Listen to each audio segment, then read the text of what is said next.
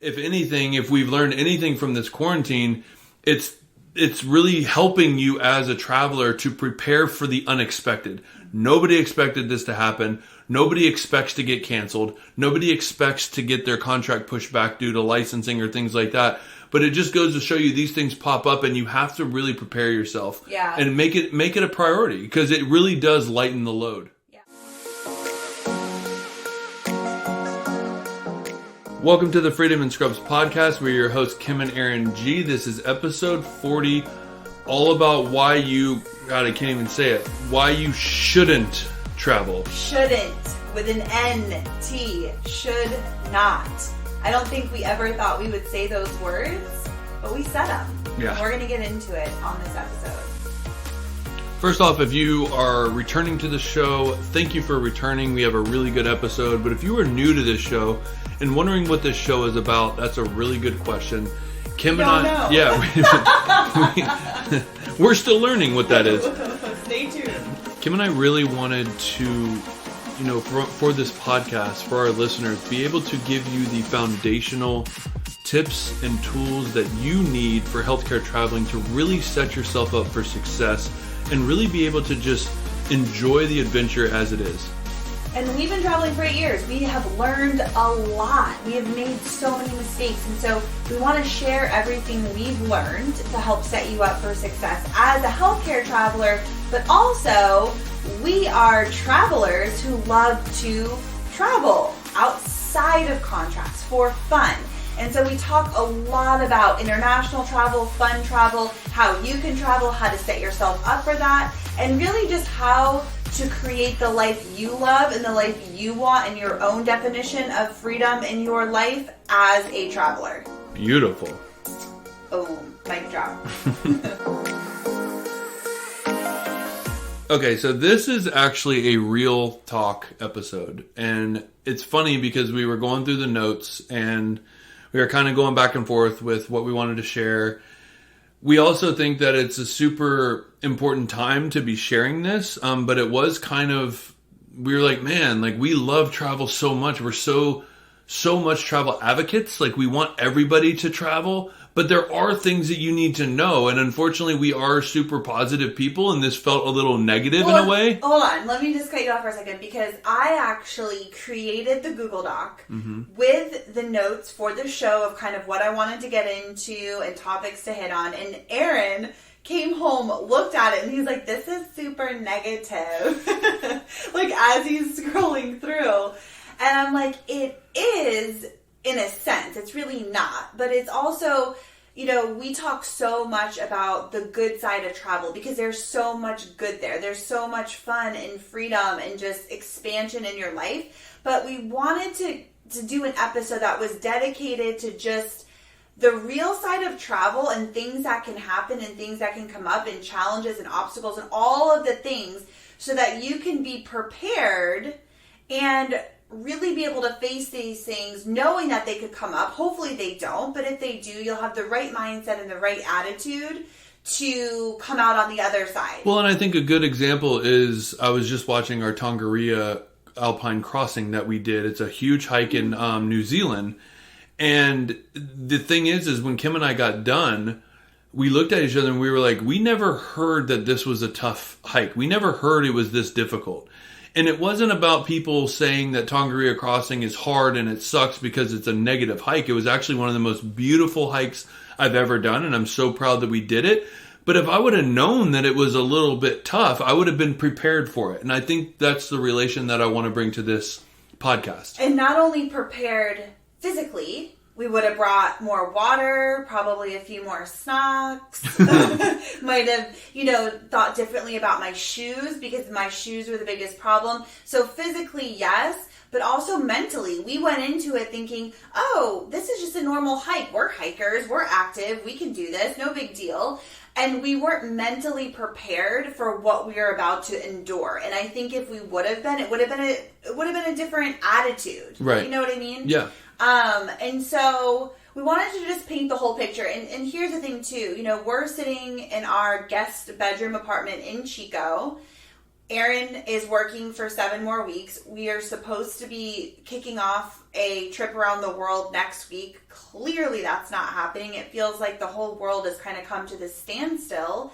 And this is a really great example of very kind of random act of God, nobody's really thinking or planning, for example, but that things can happen. And our whole industry is shook. Like, things are pretty much in every industry. Yeah, of course. But for healthcare travelers in general, it's like people are getting canceled. And, you know, if you're a nurse or a respiratory therapist, like, you're in high demand and we need you.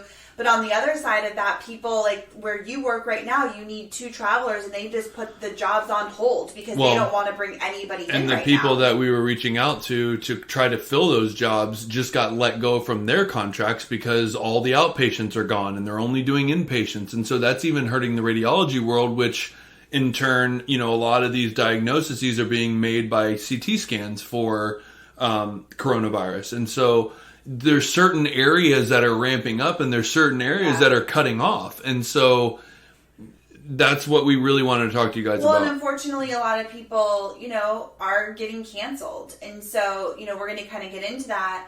But knowing that these are things you do have to be prepared for. The travel industry there's uncertainties. There are uncertainties. And we're going to come out on the other side. Things are going to get better. The market is going to turn back around. But right now, we're in this weird place that in 8 years, you and I have been traveling. We've never experienced this. On top of that, we've never been canceled. No. Exactly. So, right. So I hope anybody out there that is listening to this that might be going through it where you did get canceled or you're having a hard time finding a job, you know, we send so much love and so many prayers to everybody out there that is, you know, just kind of, they feel like their whole world has been flipped upside down.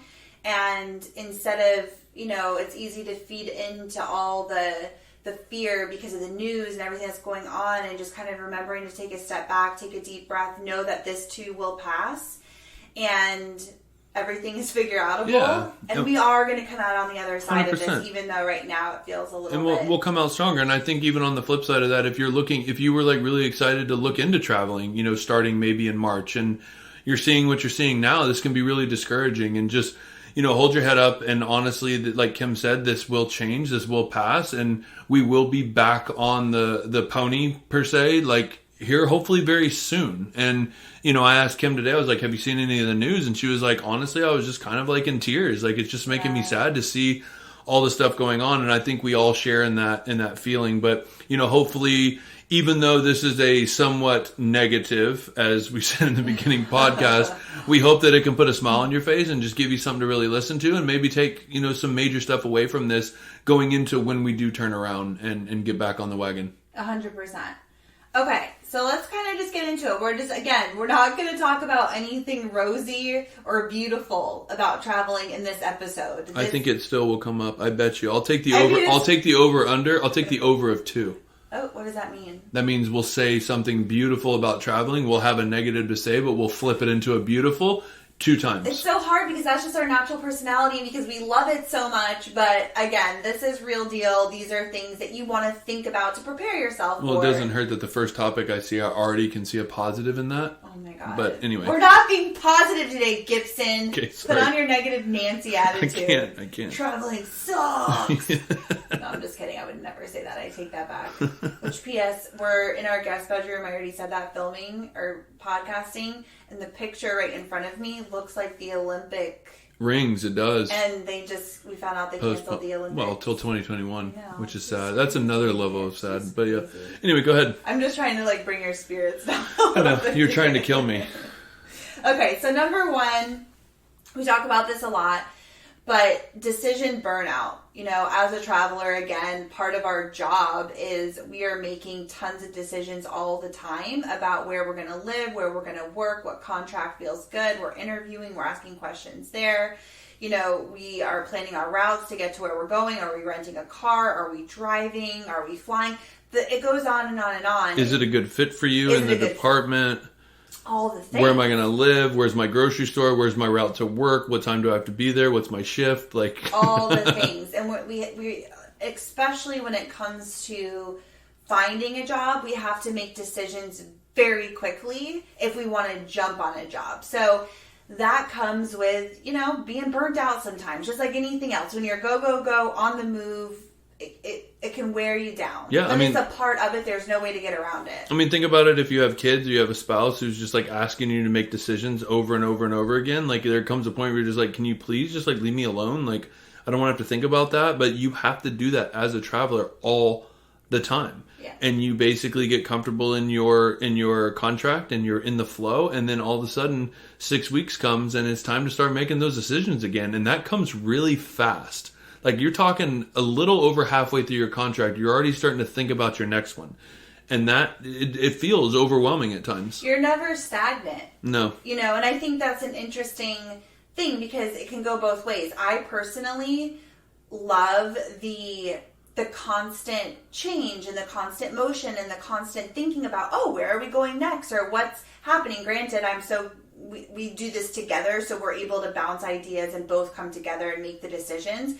I love the constant change of like a couple weeks, we're going to figure out where we're going and how exciting is that? What? That's one. Oh my God! Okay. Well, wait.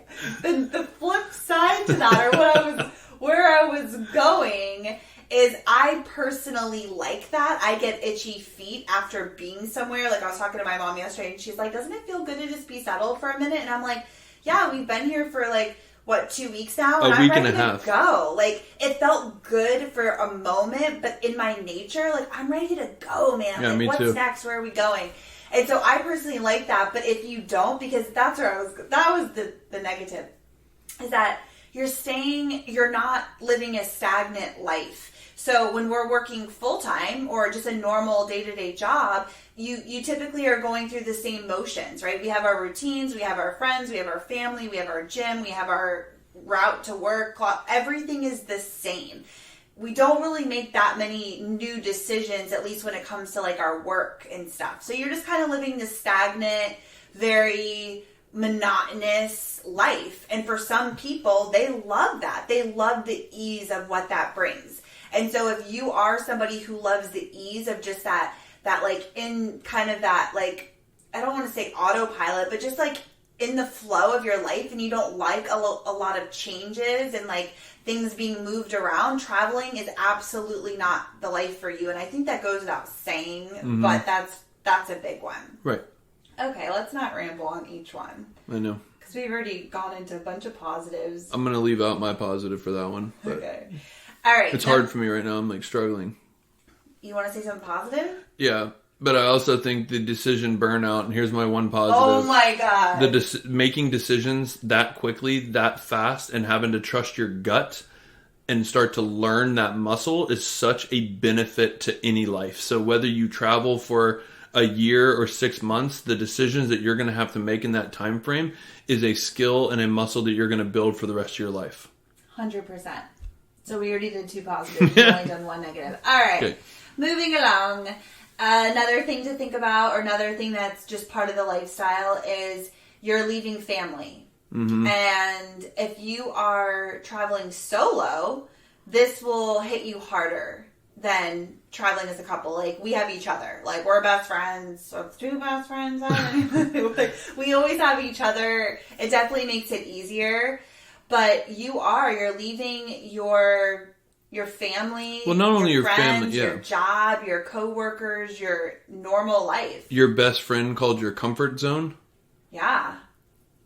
Everything or even if you moved around, old CF. The old buddy CF, he just always is there, right? And so that can feel a lot. Even if you are a single person with no family because you moved away for college and you stayed there, and it's still a place you went to college and you grew up, and you have your local spots and your friends and your community and whatever that looks like for you. So I mean, if you're already a lone wolf, then a wolf. Isn't that how you say it? Wolf. He said woof.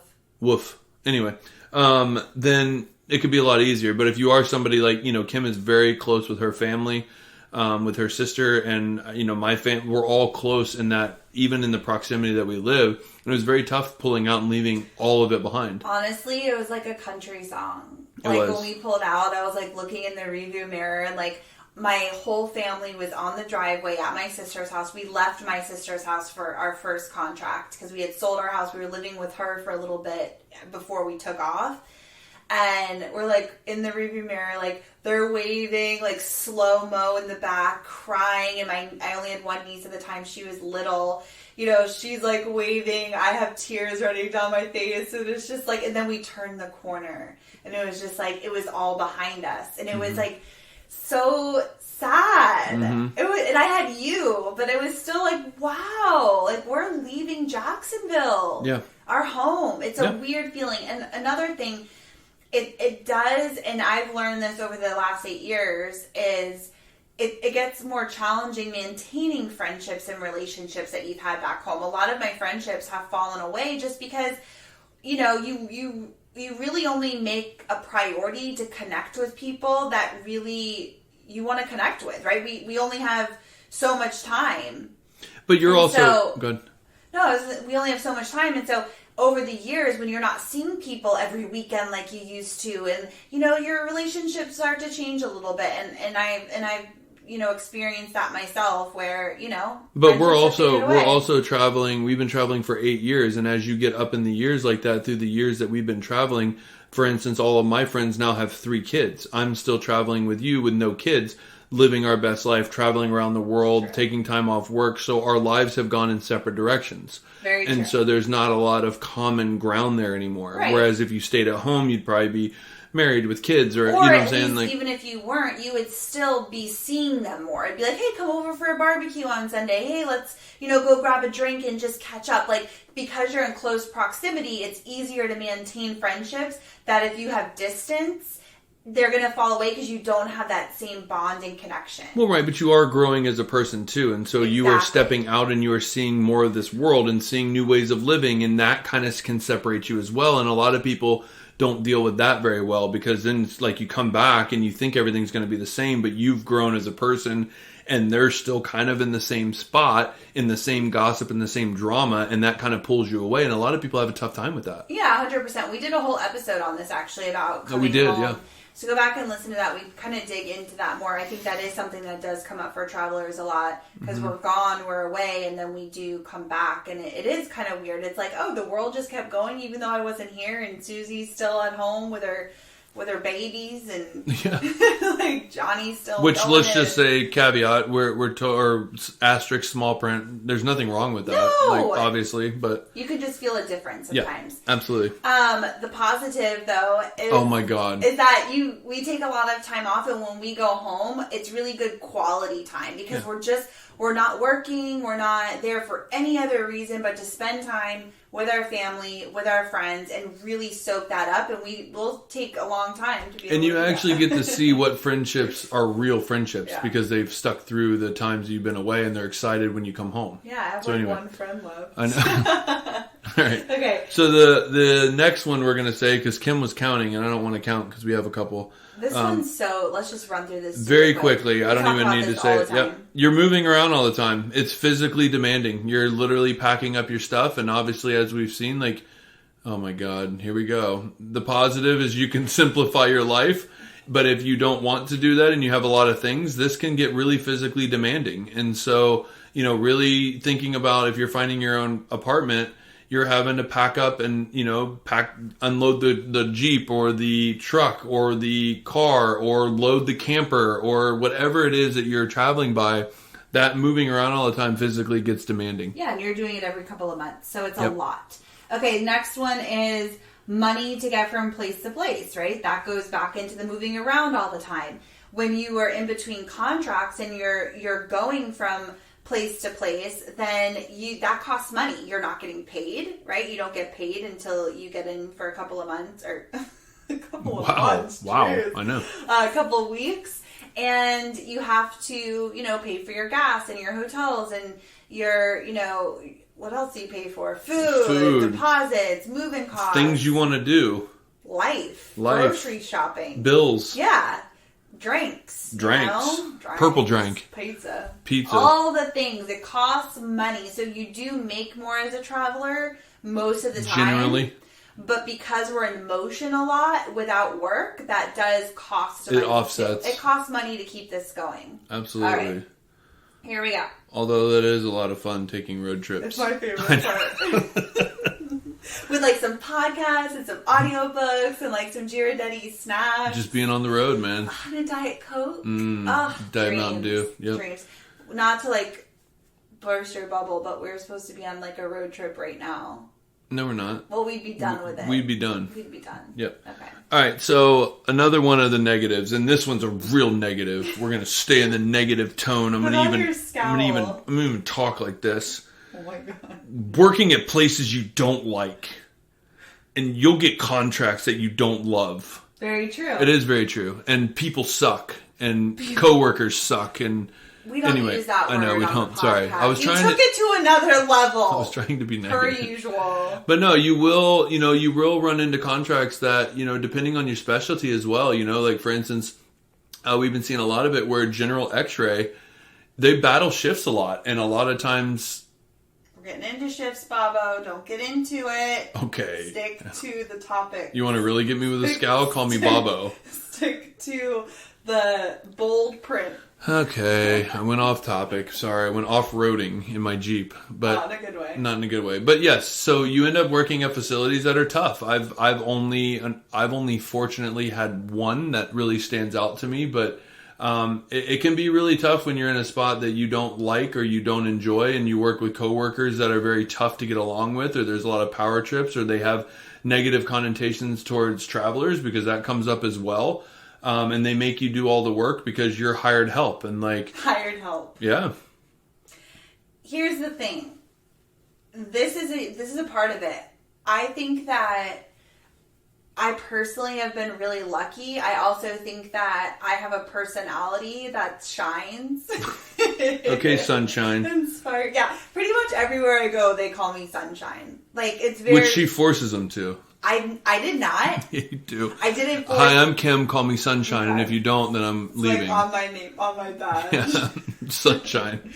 No, but I have a personality. I get along with most people. I like most people. I can find the good in people. I can find a way to connect with people. It's just like something that's like a gift, some might say. But so I've been really lucky over the 8 years. There hasn't been a whole lot of places that I haven't liked the people, but there was one place that was really, really hard for me, and it was like you couldn't even talk to anybody. They like made you go in everyone had their own separate rooms, and you had to close the door. You weren't allowed to leave the doors open, and so everybody just had to sit in a dark room by themselves, and we were so busy that you were basically just like your patients were on a treadmill, so there wasn't even really a lot of time to go talk to somebody else in another room. So basically, we just had to sit in a dark room by ourselves. Like, the lead was weird, and it was just a weird vibe. It was a very weird vibe, and I felt very isolated there, and I did not like it. And that was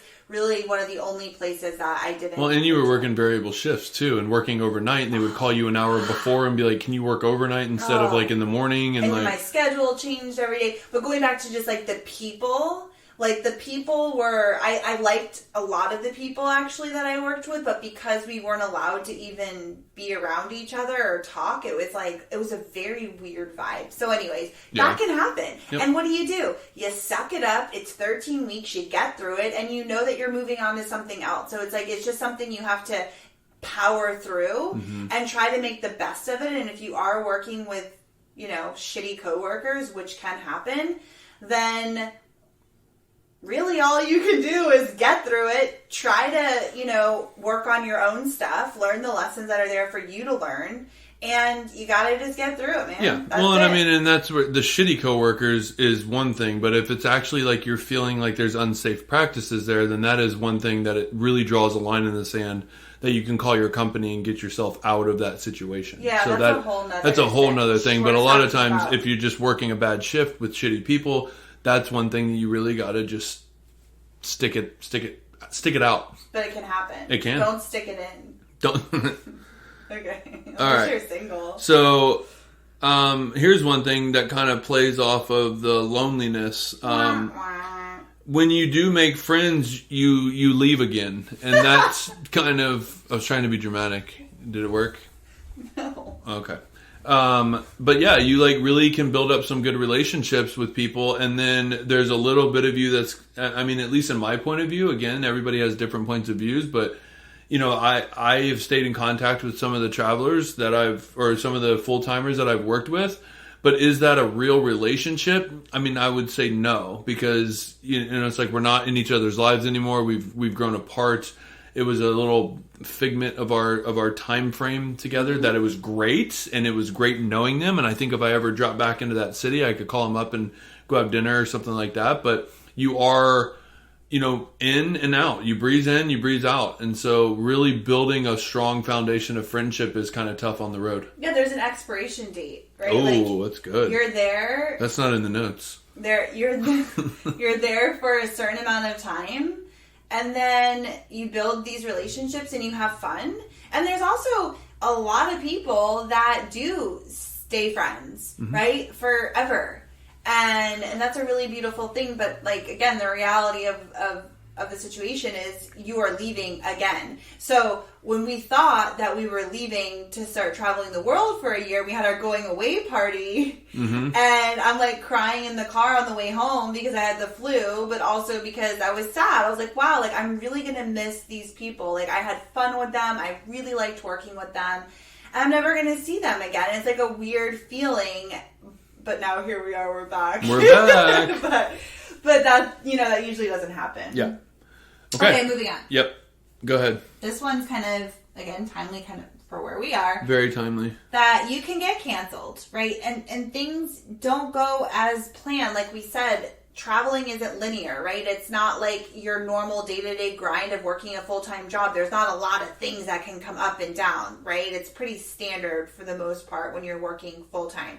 As a traveler, you know, you can get canceled. Your start date can be pushed back. We see this all the time. This happened to us, where Aaron's license didn't come in on time. And originally they told him they were going to push his start date back like 2 weeks or More something. than that. It was like 3 or 4. And we were already there. We already had housing. We were set to go.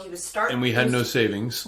Yeah. He was supposed to start working on Monday. You know, it was like, holy shit. Like, what? Like, what are we supposed to do? It actually ended up working out just by the grace of God. It always does, but we also have that attitude of it's always working. Things are always working for us. It's a good mantra to adapt instead of being in the negative all the time. But that kind of stuff does happen. Like, your housing can fall through. You know, we had a place when we were moving to Connecticut. We were going to New Haven, and we had our house all set up. We did it through Craigslist. And these students at Yale were subletting their place. It was like, oh, this is cheap. We were trying to save a buck. It seems like really close to the hospital, too. Really close to the hospital. It seemed like, oh, this will be a good fit for what we need during the time. And then we get there, and there was like poop all over the house. And it was basically all. The only thing that changed was they left.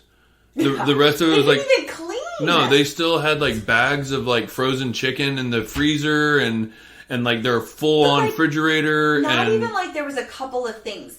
Like there was no room for us to put our own stuff in. It was insane. Like the beds were made of plywood. It was just a very bizarre situation. And we were like, well, now what? Like, where are we going to live? And so these things do come up. And, you know, we don't say that to scare you or to put you off from traveling. We've been traveling 8 years. We've never had a contract canceled. Right. We did have a start date pushed back, but that was because of Aaron's license. But it's something to be aware of. I wish that we would have had more savings in the beginning, so when these things do happen, you have a cushion and you're able to find a new contract if you get canceled or whatever and have enough to get you to the next place. Well, right. And I think that all comes down with, like you said, it's very timely right now, right? Because what did we say? We saved up for a year of travel around the world. So we have a nice cushion. And this is the first time that if we were ever quarantined, we'd be like fan-freaking-tastic. Like, I'll stay in the house. Like, I don't have to go and do anything. Why? I like quarantine. Because we don't have the stress of money. And I think the stress of money is what is sending a lot of people into panic, because the majority of Americans live paycheck to paycheck. And we were one of them until we changed our ways. Correct. And so I think that's one of the things that we can give you. It's not a hindrance to stop or not travel, because Kim and I came from a lot of debt. We left traveling. Pulling out of that country story, what made it a country story even more is we were like, bye family, we're $14,000 in debt just right off the bat to get out of Florida, not including the debt we already had. So we didn't start with a savings account at all. We actually had to borrow money to get to our second contract. So with that being said, it can be done. We are living proof of that. But if you can learn anything from this and take a positive from it, it's have a nest egg, because money is the root of all stresses in a lot of ways. That's so true. Because honestly, and I know people are in really, challenging situations right now, and nobody wants to be not working or stuck or anything. But like being forced to be home and being quarantined and not feeling like you have to go out, you have to do anything, everything's closed. It honestly kind of feels really nice and cozy and a nice change of pace. But I'm not worried about money. If Correct. I would be stressed the fart out. 100%.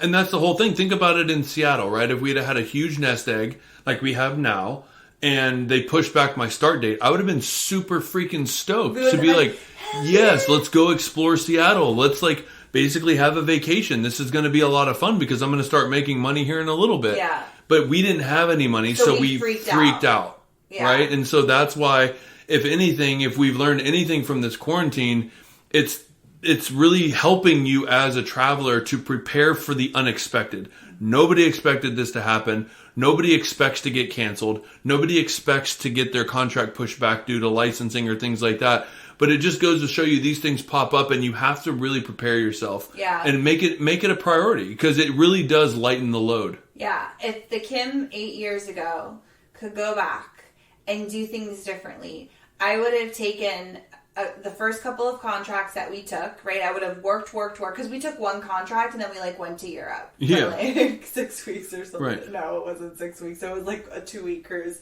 But I would have worked for a couple of contracts, and I would have just really focused on saving my money, building up a savings, building up a nest egg, and just always having that and using that as kind of the emergency fund everybody talks about that, my stepdad has been telling me since I was like 3 years old. I never my cared grandfather. or listened to. Yeah. The fact that we didn't do that was just silly on our part. And so if you're, that's an advice from old Kim is work, save some money, and then you'll feel less stress when these things come up, and you'll be able to breathe a little bit more because you have more of a runway. Well, and the last thing I want to add is we had enough times that we had to check ourselves. And when you can think back to the feeling of that moment when you are there, like say you're in a pickle now, like with finances and your contract got canceled, or you've been sent home from work and now you're wondering how the money is going to come in, really honing into that feeling. And Kim and I always say, let's grab a mason jar. Let's put that feeling in the jar. Let's lock that feeling up. And when we come around to this again and being like, oh, we're fine, let's open that mason jar and feel that feeling. Yeah, take a huge whiff. Right. Okay. We need to get a fart scent so you can remember. Okay, because that makes you remember what you're feeling. You just totally went off track. But anyway, I was really hammering something home that people could have taken. Sniffing the jar and remembering. And remembering that feeling, because the feelings are what make changes in your life. The feeling, whenever you can feel what it felt like and you don't want to live that again, that's when you actually make changes. All right. We finally have got to shitty shifts. Well, if you had a list, that'd be difficult. Shitty shifts? That you kept trying to get to, but you weren't in the proper order. Sorry. Here's the thing. We're going to run through this super quick because I feel like we have been rambling a little bit. I think it's been amazing. I know, but there's a lot to get to. Okay. So, okay. Shitty shifts. So, that's there's tons of great shifts. I mean, I've worked daytime. I mean, there's great shifts. Aaron's working 8 to 4:30 every day, no weekends. On top of that, my call is only till 9 p.m. on the weekdays and from 8 a.m. to 8 p.m. on the weekends. Okay, we're not talking about the positives. Oh, sorry. But the thing is that there are times that the jobs that are available for when you're ready to take them aren't the best shifts. Like, you know, you might have to work overnight or you might have to work a variable shift. Oh, right. We already said that job I didn't like was variable shifts. I'll never do that again. But if you have a cush job right now where you're working 3/12s and you don't take call and you have like the best gig ever, like knowing that if you start traveling, you probably aren't going to find that. No. And I think too, like, the lead that I'm working with now, we were talking about a traveler and they called and were basically just like, yeah, I'd love to come help you out, but I want to work 410s and that's what I want to work and that's what I, need and blah, blah, blah. And it was literally like, she was like, goodbye. Yeah. Like, because you can ask if it's a possibility. They can say no, but really trying to say that this is what I'm working, you're going to really shrink down all the chances that you would possibly have at jobs. So there are times that you have to take some crappy shifts, and certain fields have more crappier shifts than others. Well, and it depends. Like, I think it's just important to be flexible and stay open. And there might be jobs that you have to take a lot of call. There might be jobs that you have to work holidays. I think every place I've worked that it was during holiday season, I've had to work. Mm-hmm. Like, and overnight holidays. Yeah, unless you request it off. But again, if you request off the holidays and you're working during a holiday time, you absolutely can do that. But the hospital can then absolutely say, oh, we're going to find somebody else because we actually need coverage during the holidays. That's half the reason we're bringing in a traveler. So you can be picky and choosy with things, but just know your options will be less. Mm-hmm. That kind of just rolls right into the next one is there might not be great options in this moment. And that goes back to the market, right? Depending on your market and your modality and how in demand your job is at the time. Like how many travelers there's, how many jobs are there, right? It fluctuates. It goes up and down, up and down. So if you're in a season where, for me as a stenographer, there's, so many needs and so many jobs, but there's like a handful of stenographers and there's more jobs than travelers, I can be more picky. I can pick and choose where I want to go, what shifts, the money, all of that. I can be more... like Chandler? I love him. Anyway. Can you be any more annoying? Yeah. But I have more options and I can be more choosy. Where if you're in a market where we are today, if you are not a nurse and you are not a respiratory therapist or CT or X-ray, somebody like that on like the very front lines, then there aren't as many jobs right now because they're putting a kibosh and a hold on travel jobs. So if you are really looking for a job, you're going to be in a state of, I'm going to take what I can get. So if that's an overnight shift, if that's in Kansas, whatever, I don't know, like you're not going to be able to be as choosy because the market doesn't allow for that. And that's an important thing to remember. There's times to be choosy and then there's other times where you do have to take what you can get if you're desperate to work. Well, yeah, and I think that's a big problem with advertising as well, because a lot of people say, choose your dream location, work in your dream location, blah, blah, blah, and that's really fantasized in a way. And to be honest with you, even if you are a new traveler, taking a contract that you, in a place that you may never wanted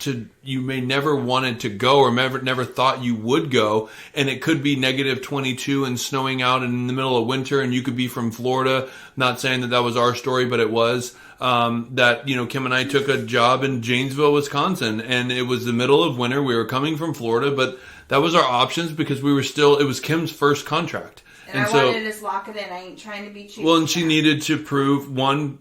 Oh, yeah, kind of got ahead again. Oh my God, I can't take you anywhere. Like, pay attention to the list and the document that I worked so hard on. But she needed to get that first contract under her belt. That's what I was saying. Next one. Stress of always starting over and being new. This is big. I think we did a whole podcast episode we did. on this, actually. Well, so And we also did the pros and cons as well, which we covered always being the new kid. But I mean, again, if this is your first podcast with us, then, the stress of always starting over, you have to think about it as a traveler. It doesn't really, honestly, deep down, the experience you have matters when you actually get there and you're actually performing your job. But on a level of like, this is where I've been and this is where I came from. One, nobody cares. And two, nobody wants to hear that we did it like this at another facility, or this is what I've learned at this facility. And a lot of times, like today I was in a case and I actually taught one of the docs one of the methods that I saw another doctor use that could help him. And he was like, wow, that is a really good idea. Let's do it.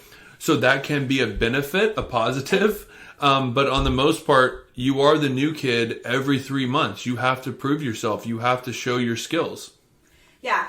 So I think it's just the point of this one is kind of, you're walking into a new environment. You don't know what you're walking into. You're the new kid and you're hitting the ground running, not knowing what you're running into. And it takes time to warm up and get comfortable and find your place with where you are. And that's something that we deal with every couple of months. Moving on to the next one. You have to prove yourself. We just said that. We just talked about that. There is this time that, isn't talked about a lot, but you do have to like prove yourself in a sense. Like you don't know them, you don't know what you're walking into, but they also don't know anything about you. There's very little training. We didn't even add this one in, but there's very little training when it comes to being a traveler. And they expect you to be able to hit the ground running and to be good at what you do, right? Depending on where you are, but most places, they want you to be able to be confident and jump in, roll up your sleeves and get going.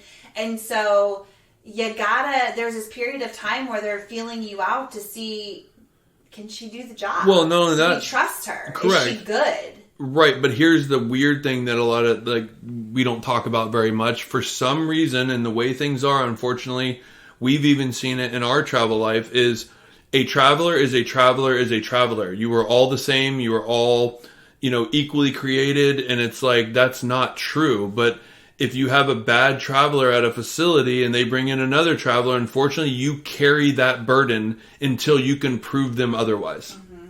Well, and that was where I was last. It was very, very odd the first couple of days because, the lead, who I love, and she's fantastic, but in the beginning, she didn't know me. I didn't know her. And she was very, she wanted to look at all of my exams. And she's, teaching me really basic stuff, making me watch her scan through a liver. And I'm like, okay, girl, I've been doing this for many years. I know what I'm doing. This is basic stuff. And it was a little bit what the heck? But come to find out, they had people before me that they had some reasons to be a little bit worried about somebody new coming in. And they were just being overcautious.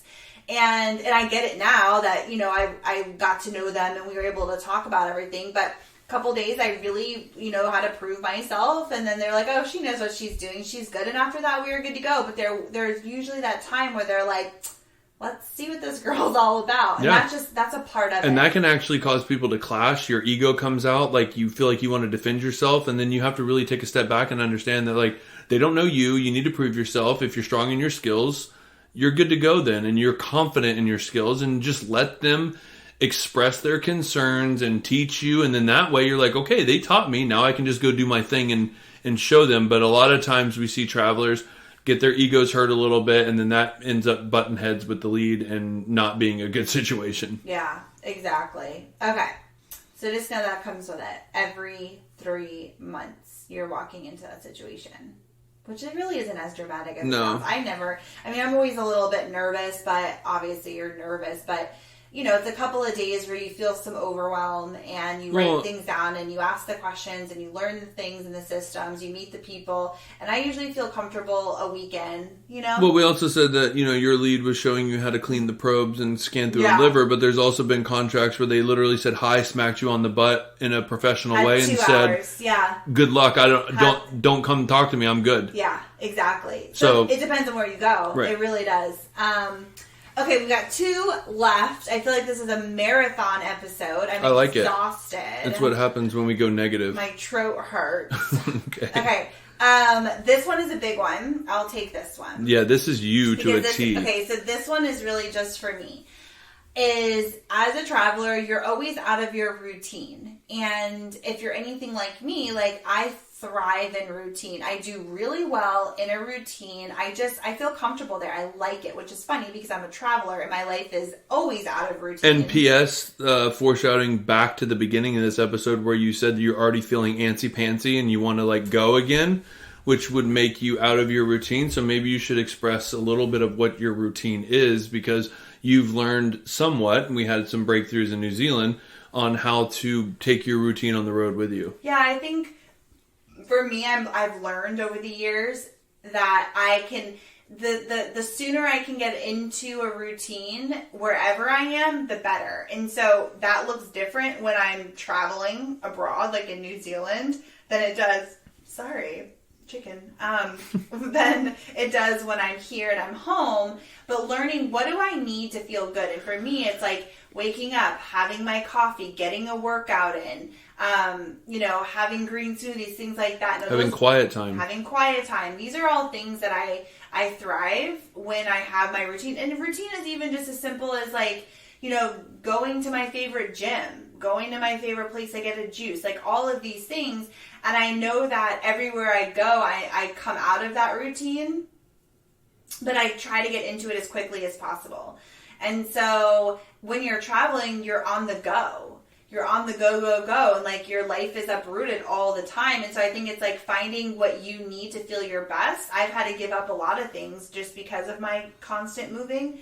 But there's some things that like when we get to where we're going, we're like, okay, let's find our gym, let's find our grocery store, let's like get everything in and get into a routine as fast as possible so that we can settle in, because we've just been, on driving across the country for. Well, I can also say with total transparency that Kim and I have noticed in our contracts, and she's probably going to have a rebuttal to this, but I think I might be dead on.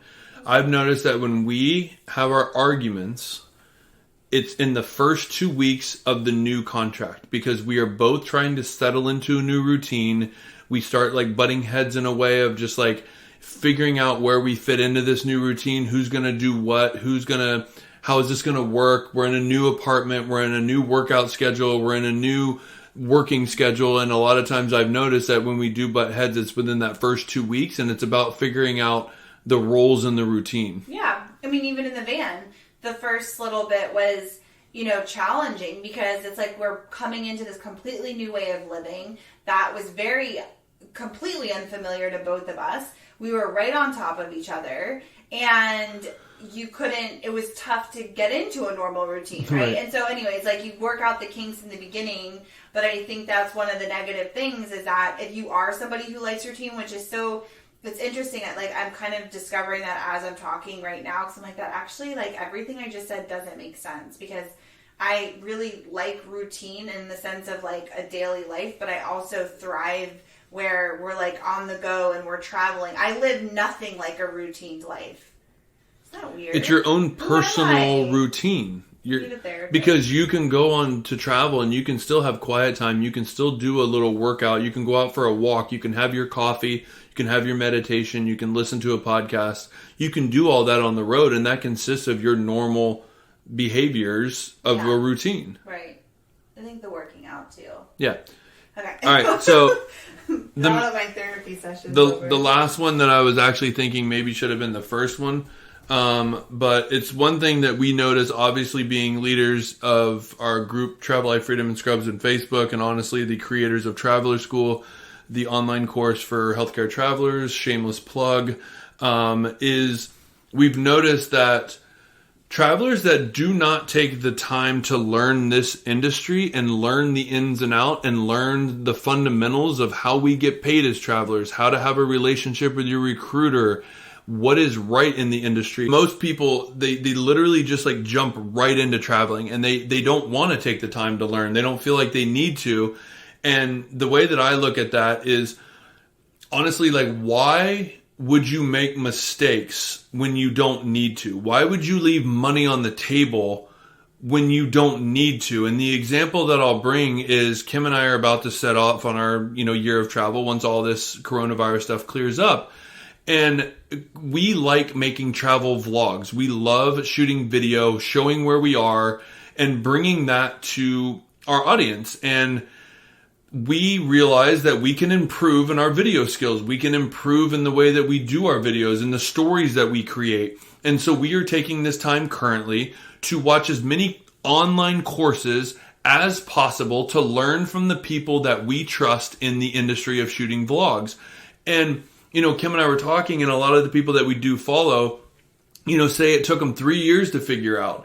And we've had multiple conversations to where I said, why would we take 3 years to figure something out when we can learn as much as we can and maybe jump the curve and start out at their 3-year mark and doing videos where they were putting out videos in the 3-year mark, and the quality of those, we can do those right now instead of learning on our own and making our own mistakes, which I think we still will. And I think there's value to that. But back to a healthcare traveler, it's so stressful when you're signing a contract and you're starting a job and you don't know if you're being taken by your recruiter and you don't know the why behind the questions you should be asking or what's fair in the industry.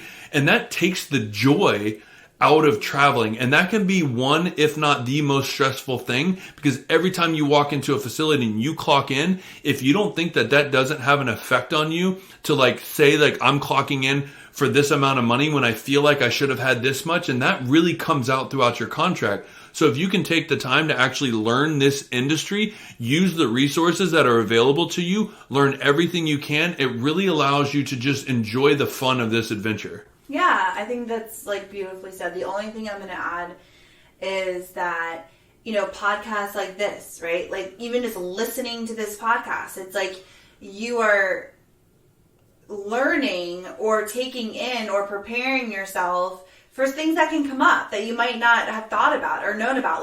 We didn't know anything in the beginning, and not by choice. It's only because we didn't know there was anything to know. We didn't even try to figure it out in the beginning because we didn't know there was anything to figure out. And so because of that, we had a lot of speed bumps. It was a bit of a rockier, couple of years. It was amazing, but there were definitely things looking back. We're well, that could have been totally different if we would have known what we know now. And so really taking advantage of these resources, of Traveler's School, of our Facebook group, of this podcast, of the YouTube videos, and really learning as much as you can so that you are setting yourself up for success and having more fun along the way. And I think that's why, with our course that we just bought for the vlogs, it's they're teaching us 4 years of travel or of what they've learned through, spending 4 years researching and watching and studying and looking at this and Googling this, and they've compiled all of that into one video or one course that's taking us a weekend, right? How cool is that? Take advantage of that. Learn the things.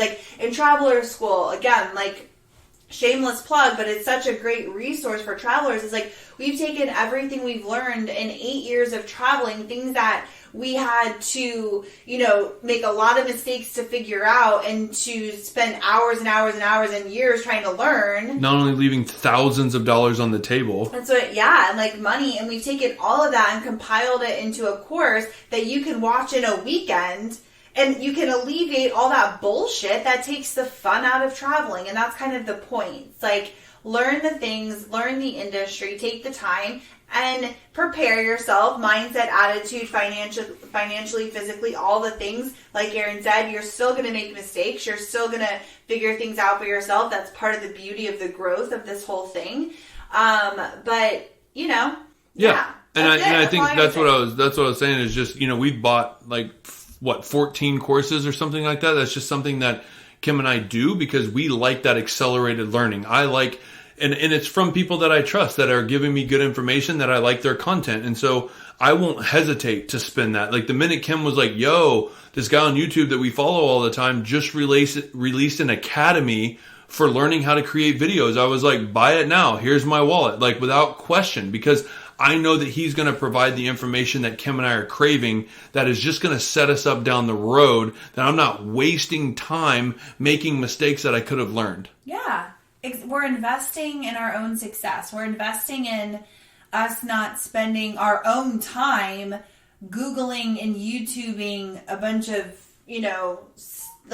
information to weed through. Like, we get to push play and get exactly what we need, learn the things. We're setting out on a new adventure ourselves, and we get to set ourselves up for success, and I'm excited about it. And so however you want to get your information, just take some time to learn the industry. I wish we would have done that, but we didn't. And now that's why we do what we do now, to help other travelers getting started. So, well, yeah. And I mean, if you see some videos and you have questions, definitely reach out and ask us if they're not from us, because there is a lot of content online. Kim and I were just searching YouTube for some of the trainings that are on there, and we were kind of taken back and really upset at the content that was being released, because it was not truthful and it was very discouraging and really upsetting. And so that's what we pride ourselves on, is making sure that we give the most valuable, useful, and tangible information that we can give you that is literally on point with the market and where things are going. So booyah. That's pretty much it. Well, if you guys liked this episode, leave us a review, a comment, let us know what you think. Head over to our Facebook group if you are a traveler, Travel Life Freedom and Scrubs. You can connect with us there. It's a great place to ask questions. We have tons of trainings in there. And we're also going to be adding a lot more trainings on our YouTube channel, Kim and Aaron G, because we do a lot of live trainings and we love them and we love connecting with everybody in our community live. But we wanted to also do some trainings that were straight to the point. There's no fluff. Because when you're live, you're talking to people and you're answering questions and you're going back and forth. So we wanted to be able to do shorter videos that get right to the point, give you what you need in the most efficient amount of time. So go check that out at Kim and Aaron G, and we'll hear you next. You'll hear us next Tuesday. Join us next Tuesday for the next episode of Freedom and Scrubs podcast. Beautiful. Yep. We're out. Good night. Deuces. Alright guys, so that wraps up our episode 40. If you really enjoyed this episode, then we'd really appreciate if you guys would share this out. But also go on and leave us a review, because that really does support this show. And it allows us to get it out there to more people, so we can, help people in this industry, which is really, really, really what we want to do. So we really enjoyed having you, and we will see you next week.